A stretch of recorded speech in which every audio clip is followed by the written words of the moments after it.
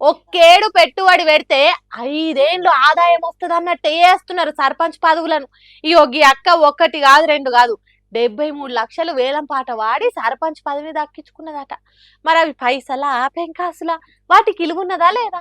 ఎందుకు అంతగానం పైసలు పెట్టి వేలం పాటలు వాడి పదవులు దక్కించుకుంటున్నారో ఏమో అర్థమైతలేదట చాలా మంది జనాలకు. మొన్న ఓ అన్న పొరపాటున కూడా సర్పంచ్ ఎన్నికలలో పోటీ చేయకుండ్రి, ఒకవేళ చేసినా ₹1 కూడా ఖర్చు చేయకుండా గెలిచేటట్టు చూసుకోండి, దండం పెట్టి అప్పుల పాలు కాకుండ్రి అన్నట్టు ఆస్తులు అమ్ముకోకుండా అని చెప్పినా ఇగో ఈ సొంటోళ్ళు శవన పెడతలేరు.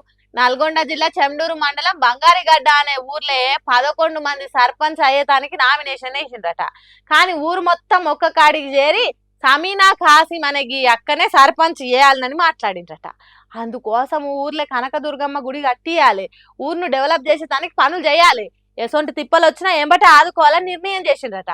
దానికి సమీనా ఖాసిం కూడా 73 లక్షలు ఇచ్చేతానికి ఒప్పుకున్నదట. సరే పదవి దక్కిందన్న సంబరం ఉన్నది కావచ్చు కానీ ఆ 73 లక్షలు ఎట్లా సంపాదిస్తుంది అనేది ఇక్కడ పెద్ద ముచ్చట. పెత్తనం కోసం పైసలను ఇష్టం ఉన్నట్టు ఖర్చు చేస్తే ఏతులకు పోయి గోతుల పడ్డట్టు కదా. అన్నిగనం పైసలు పెట్టిన వాళ్ళు రేపు అవినీతి చేయరని ఏం గ్యారంటీ? ఏదైనా పని కోసం సర్పంచ్ ఇంటికి పోతే ఉతగని చేసి పెడతాడా? పైసలు తీసుకోకుండానే పనులు చేస్తాడా? ఒకవేళ అట్లా చేస్తే తన 73 లక్షలు ఎట్లా వస్తాయి?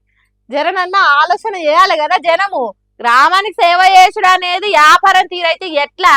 బంగారిగడ్డ ఊర్లనే కాదు చాలా దిక్కులల్లా గిసోంటి వేలం పాటలే నడుస్తున్నాయి. అంటే అంతటా అవినీతి జరుగుతున్నట్టే కదా.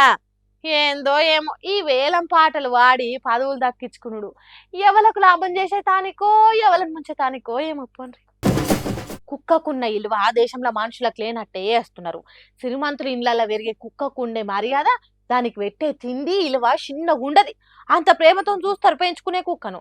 సరే వాళ్ళ కుక్క వాళ్ళ ఇష్టం గాని ఎంపీ రేణుకా చౌదరి తన కార్ల పెంచుకునే కుక్కను పార్లమెంటుకు తీసుకుపోవడం మంచిగా లేదని అంటున్నారు. పార్లమెంట్ సమావేశాలకు పోయిన రేణుకా చౌదరిని కుక్కని ఎంబటి పట్టుకొని పోయినందుకు కొందరు బీజేపీ ఎంపీలు ఇదేం పద్ధతి కాదని గట్టిగా అరుచుకున్నారట. దానికి రేణుకా చౌదరి నేనేం తక్కువ తిన్నానా అన్నట్టు, మా కుక్క అసలే గర్వది, మా కుక్క బంగారం అసోంటిది అన్నట్టు కర్షే కుక్కలు కొన్ని పార్లమెంట్లు ఉన్నాయని ఎంపీలను హేళన చేసినట్టు మాట్లాడిందట.